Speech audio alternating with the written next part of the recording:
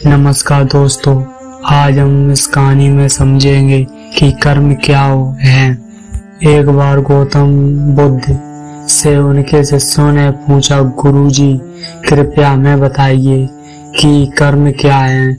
गौतम बुद्ध ने अपने शिष्यों से कहा कि कर्म को समझने के लिए मैं तुम्हें एक कहानी सुनाता हूँ। इस कहानी से तुम समझ जाओगे कि कर्म क्या है। बुलंद शहर का राजा घोड़े पर बैठकर अपने राज्य का भ्रमण कर रहा था।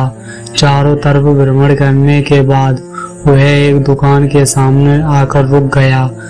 रुकने के बाद राजा ने अपने मंत्री से कहा कि मंत्री जी, मालूम नहीं क्यों लेकिन लगता है कि इस दुकानदार को कल ही फांसी की सजा सुना दूं, इसे मृत्यु दंड दे दूं। मंत्री राजा से इसका कारण पूछ पाते इससे पहले राजा आगे बढ़ गए।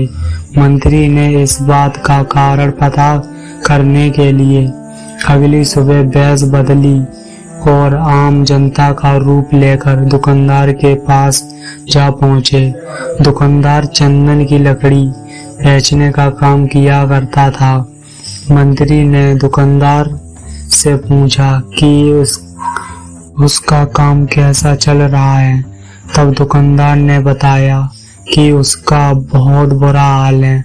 लोग उसके दुकान पर आते हैं, चंदन को सूंघकर उसकी प्रशंसा करते हैं, लेकिन खरीदता कोई नहीं। इसी इंतजार में बैठा हूँ कि कब हमारे राज्य के राजा की मृत्यु हो और उनके अंत्येष्टि में मुझसे बहुत सारे चंदन की लकड़ी खरीदी जाएंगी और शायद वहां से मेरा व्यापार में बढ़ोतरी होनी शुरू हो जाए। मंत्री को सारी बात समझ आ गई कि यही वह नकारात्मक विचार हैं जिसने राजा के मन को भी नकारात्मक किया है। वह मंत्री बहुत बुद्धिमान था। उसने सोचा कि मैं आपसे थोड़ी चंदन की लकड़ियां खरीदना चाहता हूँ। यह सुनकर दुकानदार भी बहुत खुश हुआ और उसने सोचा कि चलो कुछ तो बिका। उसने चंदन की लकड़ी को कागज से लपेटा और अच्छी तरह पैकिंग करके वह लकड़ी मंत्री को दे दी। मंत्री अगली सुबह चंदन की लकड़ी लेकर राजा के दरबार में पहुंचे और राजा से कहा कि महाराज, वह जो दुकानदार है उसने आपके लिए तोहफे के रूप में चंदन की लकड़ी भेजी है।